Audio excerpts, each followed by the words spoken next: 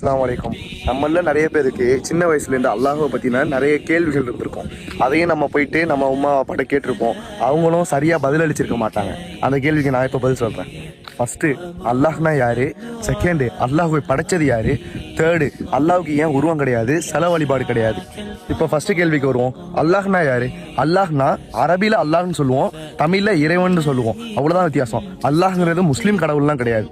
சூரத்துல் பக்கரால 2வது அத்தியாயத்துல 163வது வசனத்திலேயே கிளியரா அல்லாஹ் சொல்லிடுறான், வா இலாஹுக்கும் இலாஹு வாஹிதுன் லா இலாஹ இல்லாஹுவர் ரஹ்மானுர் ரஹீம். இதுக்கு சிம்பிளான அர்த்தம் என்னன்னா, உங்கள் இறைவன் ஒரே இறைவன், வணக்கத்திற்குரியவன் அவனை தவிர யாரும் இல்லை. அவன் படைப்பாளன். என்னைய படைச்சவன், உங்களை படைச்சவன், இந்த உலகத்துல உள்ள எல்லாருமே அவன் தான் படைச்சான். இப்போ ஒரு கேள்வி எழும்போம், எல்லாருமே முஸ்லீமாவே படைச்சிருக்கலாமே, அவனே வணங்க வச்சிருக்கலாமே அப்படின்னு சொல்லிட்டு. இதை தான் அல்லாஹும் தனது திருமறையில பல இடத்துல சொல்றான். நம்ம படைப்போட அடிப்படை நோக்கமே சோதனை தான். வாழ்க்கைங்கிறது ஒரு சோதனை கூடம் தான். அந்த சோதனை கூடத்திலிருந்து யாரு நல்ல பக்கம் திரும்ப செய்யறாங்கன்னு பார்க்கதான் அந்த மாதிரி படைச்சான். அதுக்கு நான் அப்படியே விட்டுற மாட்டான். உங்களுக்கு ஒரு வழியையும் காட்டுவான். அப்ப நீங்க நல்ல பக்கம் வர்றீங்களான்னு பாக்குறதுக்கு தான் அந்த டெஸ்ட்.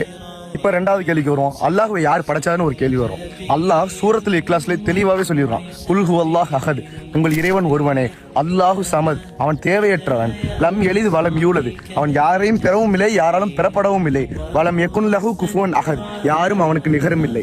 இப்போ 3வது கேள்விக்கு வருவோம். ஏன் அல்லாஹ்வுக்கு செல வழிபாடு கிடையாது, உருவம் கிடையாது அப்படின்னு கேட்டா, எக்ஸாம்பிளுக்கு இப்போ என் ஃப்ரெண்டு ஒருத்தன் இருக்கான், என்னை ஒரு போட்டோ எடுத்து கொடுறா அப்படின்னு என்கிட்ட கேட்கறான். நானும் அவனுக்கு ஒரு போட்டோ எடுத்து காமிக்கிறேன். காமிக்க போகும்போது அவன் போட்டோக்கு பதிலாக நான் வேற ஒரு ஆள் போட்டோ காமிச்சா அவனுக்கு எவ்வளவு கோவம் வரும்?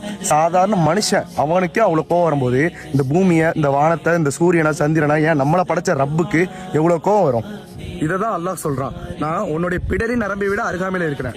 நீ கேட்கறதுக்கெல்லாம் நான் செவி சாய்க்கிறேன். ஆனா நீ நான் நினைச்சு ஒரு உருவத்தை வழிபடும் போது எனக்கு எவ்வளவு கோவம் வரும் அப்படின்னு கேட்கிறான். நல்லா சிந்திச்சு பார்க்க வேண்டும் சகோதரர்களே. இந்த மாதிரி இஸ்லாத்தை பத்தி தெரிஞ்சுக்கணுமா, இல்ல குர்ஆனை படிக்க ஆசையா இருக்கா? ஸ்கிரீன்ல தெரியுற நம்பருக்கு கான்டாக்ட் பண்ணுங்க. முஸ்லீம் அல்லாத நபர்களுக்கு மட்டும் இலவசமாக வழங்கப்படும். அஸ்ஸலாமு அலைக்கும்.